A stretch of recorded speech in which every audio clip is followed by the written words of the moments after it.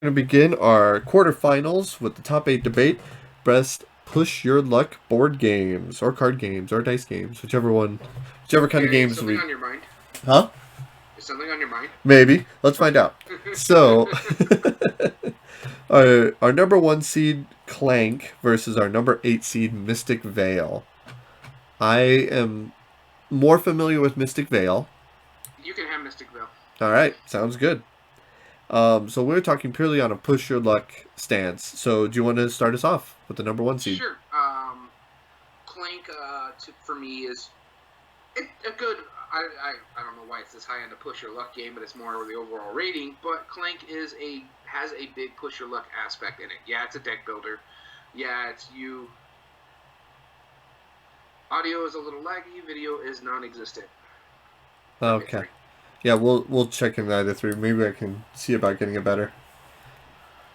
But yeah, for me, Clank, for the push your luck aspect on it, it's really cool because what it is do I keep diving down this dungeon, try to get the best treasure that I can, or do I grab the first one and get out and make everybody push their luck to see if they can beat me to getting a better treasure and getting out?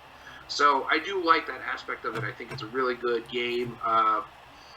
And to me, Clank over Mystic Vale gives me a much more fun time, I guess you can say. And then for me, the big problem with Mystic Vale is the card crafting. As nice as it is, when it comes to the ease of play, Clank is going to be much easier to get to the table just because it's like, okay, you do this with your cards, you buy these stuff, you go down the dungeon and grab what you need. Where Mystic Vale is like, okay, I need to put this with this where I can start using this to get this build up and stuff like that. So that is my issue with the Mystic Vale. Sure. I can understand that. Yeah, the push your luck element in Mystic Vale is specific to the player. It's much more like I wouldn't say original, but it's much more true to the original style of push your luck because what you do on your individual ones, you have a series of symbols that are on each of your cards. Some of them are spoil card or symbols, and some of them are like mana and whatever. And you're trying to get as many of them as you can. You go until you have 2 spoils showing, and then you can continue. But if you get a third spoil on top of your deck, then you immediately bust. And that can be pretty deteriorating. There's ways to mitigate it, but it is specific to the players. Now, there is a slight thing with that, is that in Mystic Vale, if you bust, you don't get anything for that turn, with one exception.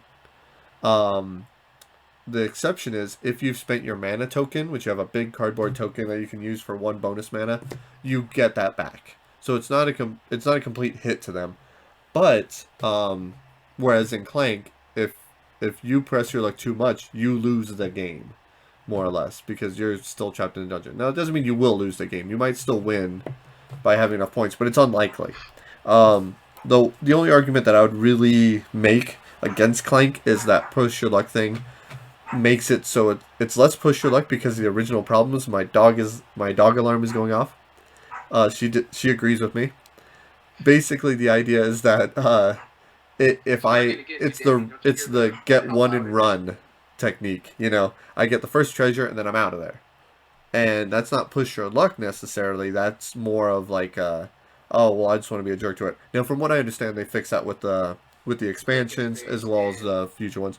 So I'm not going to count it against it. But as far as push your luck goes, I feel Mystic Vale has a more traditional style of push your luck. However, that is only one part of everything Mystic Vale does. Mystic Vale has card crafting. It does have the press your luck. It does have set collection and trying to get the Veil cards. It does have combos. So, if we're talking about deck builders, they both tie. If we're talking about push your luck, they technically both tie. But since Mystic Vale has the Veil cards on top of that you're trying to get a hold of, I don't know. My issue with Mystic Vale, and I've stated this many a times, Clank doesn't lead to AP. Mystic Vale is by far one of the worst games I've ever played when it comes to AP. Sure. And for people who don't know what AP is, that's analysis paralysis. And there'd be times like most deck builders that you're playing. you kind of know what your moves are going based on what your cards are in your hand. But because of the card crafting in Mystic Vale, you'd be like, okay, I'm going to buy a card. Which one do I want? Because there's a nice little tableau for you to buy from. I think it's what, a 3x3 or 3x5 or something like that. Something like that. I And forget. so, yeah,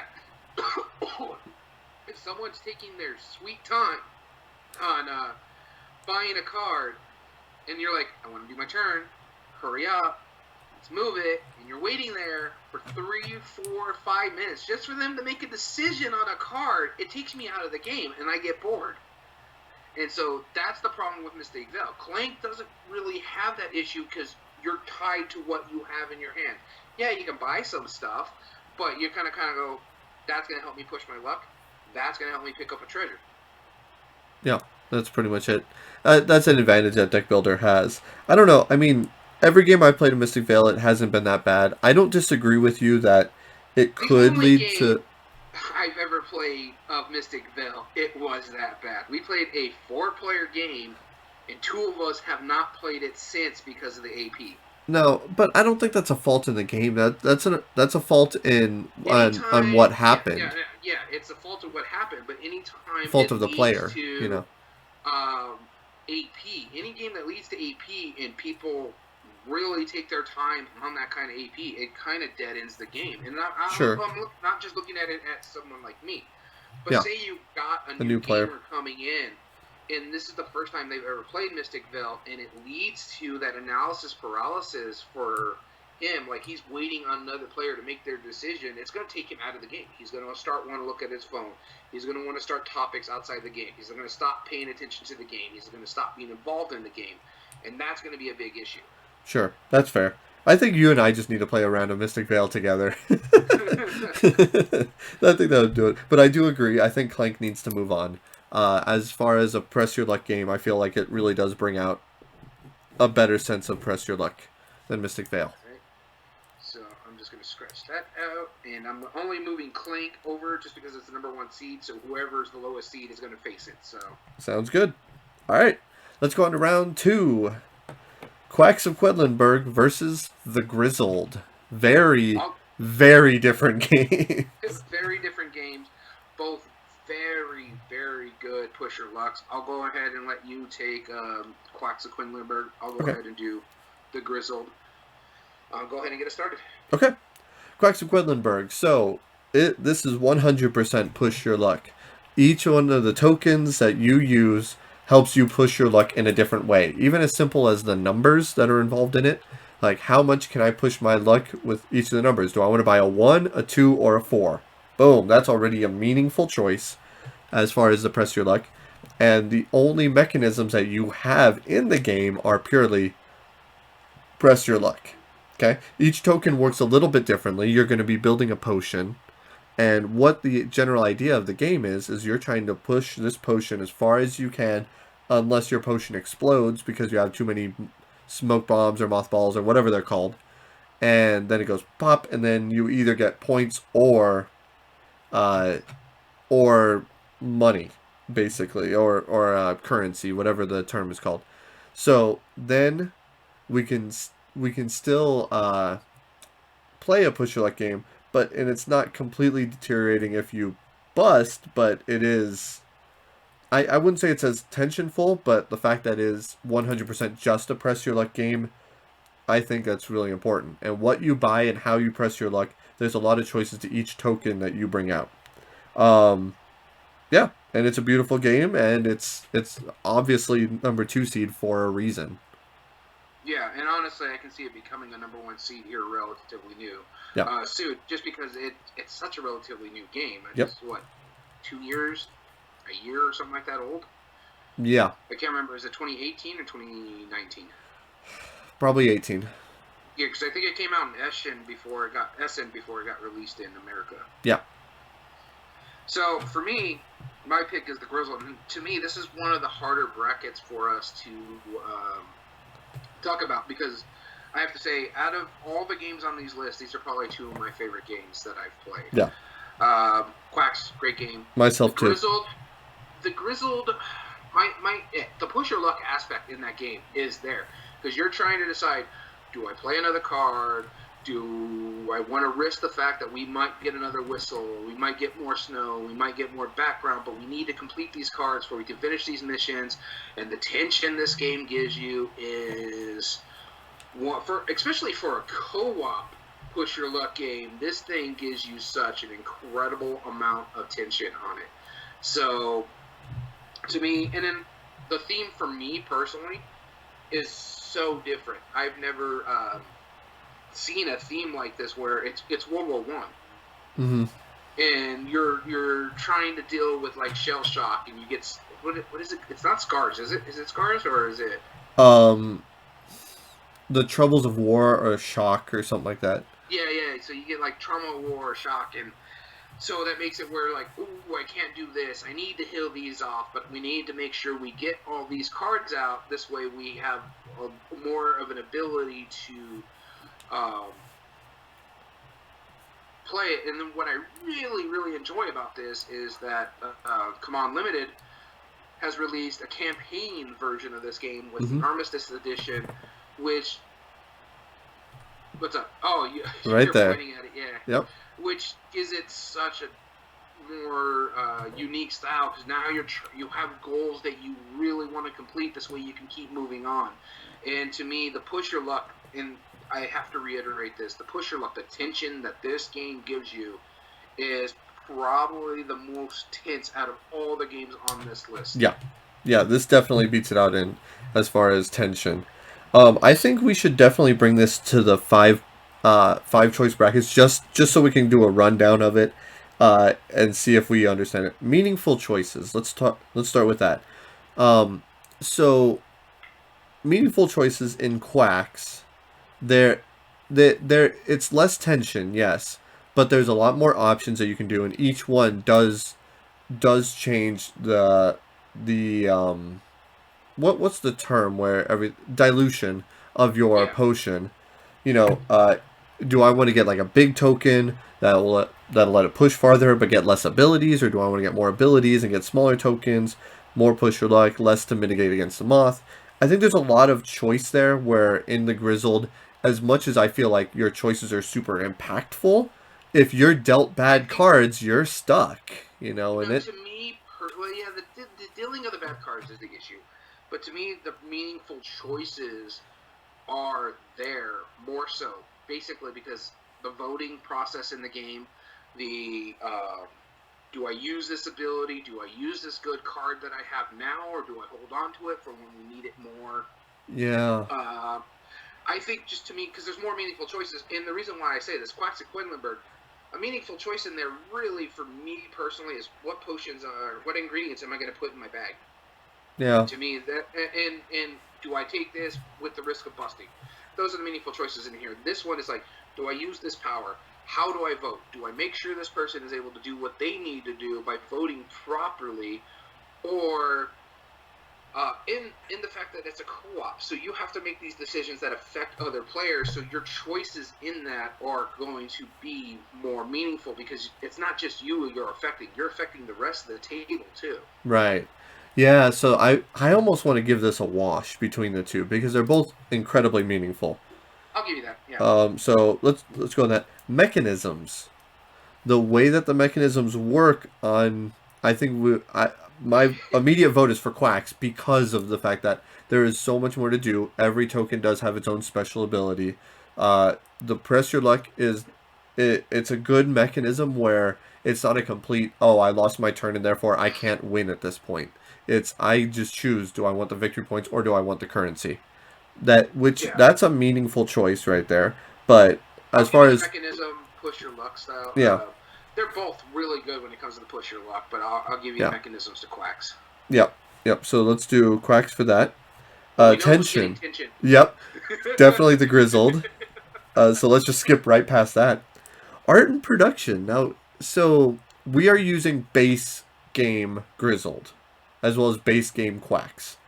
Um, the art, they're both fantastic. This is by a wonderful artist who was unfortunately killed in the Charlie Hebdo attacks, Yeah. but his art just really comes out alive, and all the tokens, all the pieces, everything is based off of that style. and My it's really only issue, immersive. and I would give the art basically a wash for both Uh games. huh. It comes down to the production, and my issue is with Quacks of Quedlinburg. The cardboard is peeling like there's no tomorrow Right. after repeated plays. The cards are actually a good stock Yep. in base game Grizzle Mm-hmm. production wise, so it lasts longer. And a lot of people who play Quacks are replacing The the cardboard pieces with plastic high quality resin right. pieces just because of the wear and tear. Yeah, I was actually looking. I thought about this last time we talked about quacks because this comes up a lot in our top eights. Um, in a game where the tokens are face down in a pile, the wear and tear really matters. But the more I got to thinking about it, it kind of doesn't matter in Quacks of Quedlinburg because you're pulling them from a blind bag anyway. And unless you're capable of feeling the wear and tear to such a minute degree, I mean, yeah, unfortunately it's not as reusable and it's not aesthetically as pleasing. Yeah, but it's But the production value. That's the issue. Is that these things are peeling up. right, That comes down to production. I mean, you could have put like a clear gloss or a glue, or just even put plastic pieces in the game. It's already expensive as it is. Just increase the price a little bit. well, I mean, yeah, they didn't need to make it like a 70 something dollar game for plastic or wood bits. Um, that To me, I honestly think this should go to the Grizzle because they put more thought into it, the artwork and the production value. They made sure because they knew the constant shuffling. They put a good card stock in there.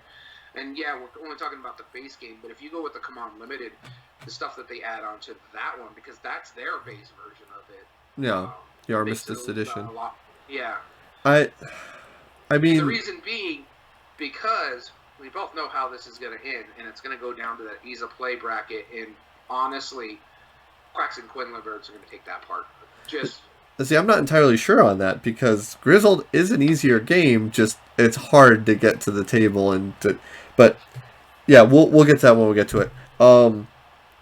Yeah, art and production is that's a tricky and one. I this is it's a subjective thing, but I honestly think the art is a wash in both games. They're both very beautiful in their yeah, own way. The Grizzle tends to be a little darker, but it's talking about World War One. So what are you going to expect from it? right. And with the art itself, it's more colorful. But to me, it's the production value. The production value, and to me, the Grizzle is so much better. If you're at least working or explaining for as far as the Armistice edition, yeah, sure, because there's Well, not just the Armistice Edition. The base game, the cards have, and you're constantly shuffling those cards. The card no, stock's going to last a lot longer than the cardboard pieces. And then when you put those cardboard pieces, you're going to be looking at them like, oh, that's peeling up. That looks sad. And I see this a lot. Like I have, I'm on yeah, but there's Board also Game wooden Spotlight. I'm on bits. Board Game The bags Revolution. are I'm on the really Dice good. Tower, and that's their biggest complaint about Quacks and Quedlinburg is the fact that the cardboard pieces are deteriorating in front of their eyes. Yeah, that's fair. Okay, I mean we can give it to that. I'm not going to argue too much, but ease of play. Okay, familiarity with the mechanisms. The mechanism they're both push your luck. Mm-hmm. I would say Grizzled is simpler because it's just Yeah, I give play it a to card similar. of what everybody doesn't have. That's I know. I'll give that to the Grizzle, no problem. yeah. But likelihood But of getting to the table, probably quacks just because of the theme for yeah. one, the theme Uh-huh. for one is going to get Quacks to the table because. Oh, sorry. The theme for one is going to be easier for it to get to the table just because war games in general, even if it's just war theme itself, is going to be hard to get to the table. Yeah. And the fact that how dark the Grizzle plays. Yeah. Yeah. Not really dark as in the colors. I'm talking about like the macabre and Yeah. the setting. And Right. But I would say drama and stuff like that. as far as ease of play, I would probably want to give it to Quacks just because Quacks I think is just an easier game And here's overall. another reason why I would give it to Quacks: the variability. Quacks can change a lot easier depending on what you buy. The Mhm. Grizzle, you're playing the same game over and over again, Yeah. just trying to figure out how, based on the shuffle, to Yeah. get where you can defeat that round. I do feel that depending on which cards you get, it could make it impossible to win. Yeah, Which so has happened. if we give that to the Grizzled, then I'm sorry, 2 quacks, then that means it is a tie, and we are going to Fan go with, vote is huh? quacks. Fan vote is quacks. Fan vote is quacks. So let's move on. Uh, Quacks of Quedlinburg. so just to show you what that fan vote is, the Grizzled, 1 vote. Quacks of Quinliberg, 15 votes. Wow, yeah, not even close. I can see why. So, It's just easier to get to the table. and it's colorful, it's more playful, it's Mm-hmm. not as of a dark theme. You're basically building Yeah, potions rather than dealing with the trauma of World War One. So, yeah, yeah. One's a slight bit lighter than the other, isn't it? yeah, I was telling you we had like 30 something votes for the poll. Uh huh. Quacks had half of That it. doesn't surprise me. I can see it going up to number 1 seed. All right, let's All go right, to so number three Quacks and is six. moving on. I already know which one I'm taking. This I is already know which Raw one I'm taking. versus Abyss. I'll go ahead and begin with Raw. So, yeah, if we're going back into the simplicity of the game, Raw is a very simple game. It's technically an auction game, as well as it's half auction, half press your luck with set collection is really what it is. So, there is a lot of tiles that change the gameplay. For example, if I bring out a river tile, I can only score river tiles as long as I have a flood. What's up? Just so you know, we're gonna have to, if we end up going into the breakdowns, we're gonna have to make a decision on our own because neither one of these got a vote. Okay. No, that's fine. Or in Raw, the majority of the game is actually press your luck because yeah, there's auctions and who bids on it, but it's like one quick turn, everybody auctions. But really, the game boils down to if I have river tiles, that tile might be more valuable to me because I already have a flood, where you might not care as much. Or if I have a disaster tile, like let's say, like one of the civilizations ones that destroys civilizations. Well, if you don't have any, then you're willing to go for it because it's not going to destroy anything. Where myself, if I had 3 civilizations already set up, I don't want to drop down to 2 because I draw that tile. And so finding out when to stop, when to finally trigger that auction is a very key amount of a good portion of the game. And since it's so simple on that fact that the cards score in different ways, similar to like Sushi Go or something similar to that style game, um, the fact that you have such a meaningful choice when it comes to when you stop pushing your luck is awesome. And then I also want to boil it down to when there's one player left in the round where everybody else has already bid their tiles, and there's one person, they are just pressing their luck. That is all they're doing is they're just pushing a little bit more, a little bit more, a little bit more. Like, do I want to? If I trigger the auction, or if I get this last auction tile or raw tile, then I bust and I don't get anything for that. That's that's so full of some great tension. I love it a lot. Raw is easily my vote for this, and just so I can do the counter argument, I think Abyss is a great game. It's fun. I did enjoy playing it. The press your luck is very minimal compared to Raw. That's why, as far as initial, which is just more of a press your luck game, Raw is hands down. Abyss is a good game, but it's set collection, it's resource management, it's also kind of auctioning, but then It's it's down there behind me, so I yeah, can't show it to people. yeah. But you see what I mean, right, Daniel? Like, I Yeah. mean, the press your luck is a very small part of it, which, as far as this list, I feel it'll do much better in other lists. I don't feel it's going to do very well in this because of that. If we go down into the breakdown, Yeah. and I'm not saying we have to. I'm just gonna do it off the top of my head. When it Right. comes to mechanism, yeah, I'll give it to Raw. It does push Sure. your luck a little bit better, especially because Abyss. It's you have 3 options that you can do. You can push your luck and go down that little list, try to Mm-hmm. collect your species. I guess you get that basically it's the set collection stuff that you need to help you go down the list. So basically, you have your push your luck aspect, and you keep pushing your luck, Mm-hmm. and then it turns into an auction as you push your luck. Does somebody else want to buy this card? Okay, then no one. Okay, then I'll keep going. Does someone want to buy this card? No. Okay, then I'll keep going. Does anybody want to buy this card? Oh, you do. Give me your money. Yeah. And so yeah, that push your luck, I get it when it comes down to the mechanism itself. Especially when you go to the second part where you just grab whatever's in the pile or one of those 6 piles. I can't remember exactly, 7 I think. Yeah. And then the third one is you use those resources, whether it's in the push your luck or the grabbing of them, to buy a lord at the bottom. Yeah. So yeah, it's not a big thing, but when it comes to meaningful choices, you do have more meaningful choices, especially when it comes Sure. to the push your luck aspect of the game. When it comes to the meaningful choices, because it's like, do I push my luck? And you don't actually have to be the one pushing your luck, because once that card flips, it's not your turn, but you can be like, you know what? Yeah, I'll give you 2 pearls to buy this card. I want this card. And so when it goes down to that auction, that you're not even part of that, and you still get to have a meaningful choice in that game, or grabbing whatever you want and stuff like that. The tension in it. As far as the push your luck, because it's like, all right, I'll pull a card. Do you want to buy it? You want to buy it? You want to buy it? No. Okay. Cool. I'll play a card. Whereas the tension in Raw, if I'm pulling the tiles and I flip over that flood tile, you're like, oh darn, I have like 4 river cards.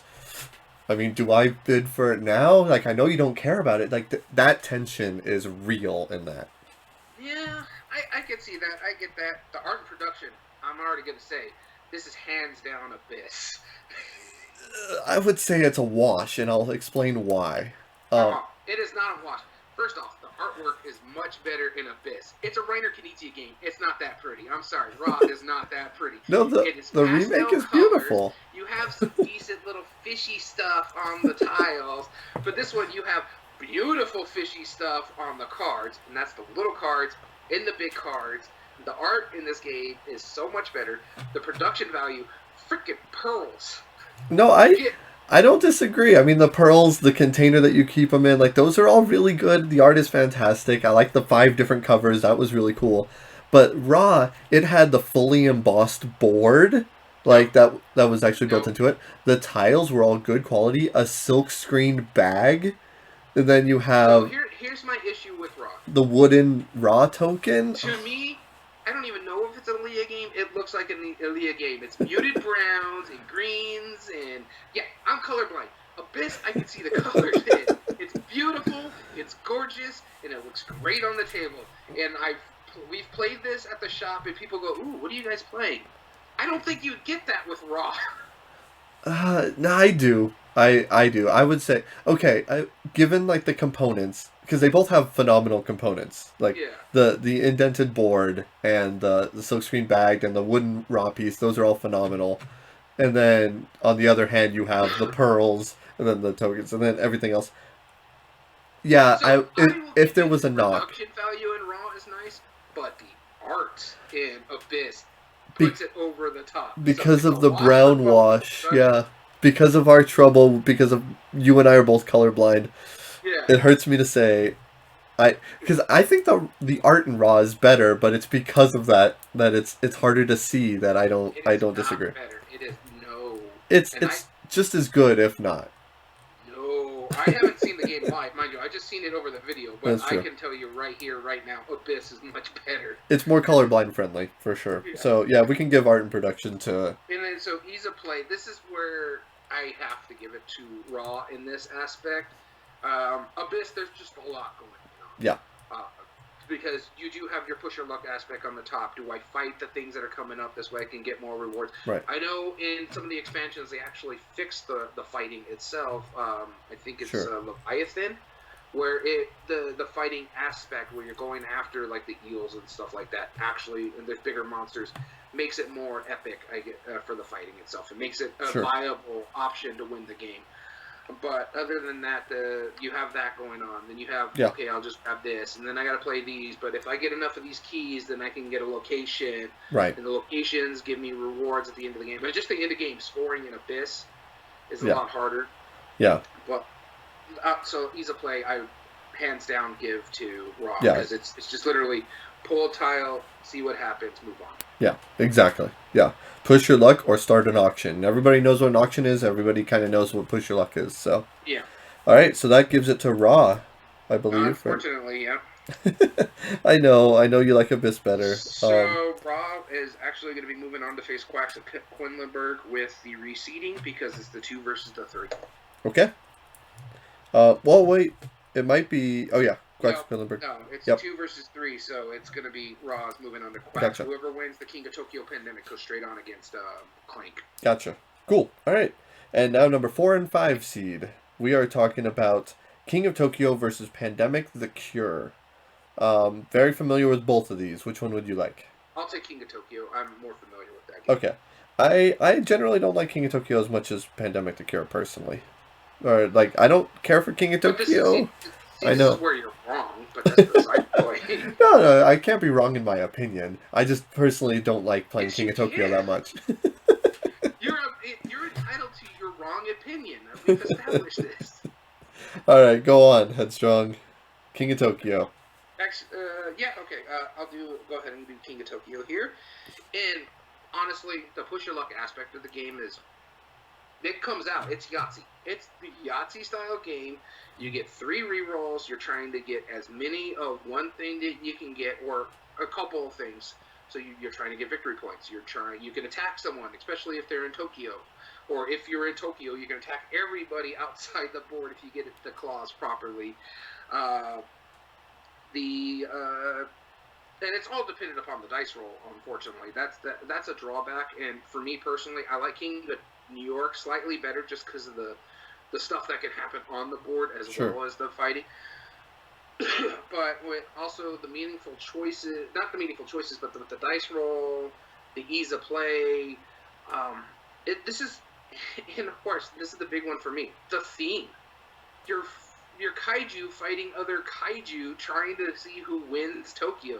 You have your legally but distinct, Similar to but legally distinct from. Yeah. yeah, Godzilla, King Kong, or what is his name? The King, The the King. monkey, Yep. the King. You got like a giant T Rex with the hat that's sheriff. Yep. So you have these choices. Yeah, they're little cardboard standees, but to me it's a fun little game. When we're talking like earlier about Quacks, how it's fun and how people look at it and go, "Ooh, what are you playing?" I honestly think King of Tokyo is that style. When you go down to our breakdowns, meaningful choices, yeah, you can keep re-rolling. You're trying to buy some cards depending upon your power and stuff like that. So that, but the mechanism, it's hands down push your luck. Do you keep rolling your dice? Do you do what you need to do? Do you attack? Do you stay in Tokyo while you're getting attacked? Try to get that point by the time you get to your next turn, or do you jump out when someone hits you? So there is some meaningful choices, and the push your luck mechanism really comes out in King of Tokyo in this aspect. The tension, there is tension there, and just the first time I ever played this game, I played it with a few of our friends. This was at the shop when it was at the old place off of El Paseo, Mm-hmm. and I had to stay in King of Tokyo, and this was with the power-up cards. I knew I had to stay because once I got to that turn, I would win. I had hit my 20th point. Everybody's attacking me. I am whittling down, and I knew if the next person before me, if he hit me, I would lose. But see, I had a trump card in my hand. And so my trump card, I was playing as the Godzilla creature. I forget what it's actually called in With this the game. power expansion, right? Yeah, With it the was with the power ups. power expansion. Okay. And we were playing it, and he attacks me, and he gets all these hits. I mean, he almost Yahtzeed the hits. He had like 5 of them. But I had the detachable tail, so all powers got all damage was taken to the detachable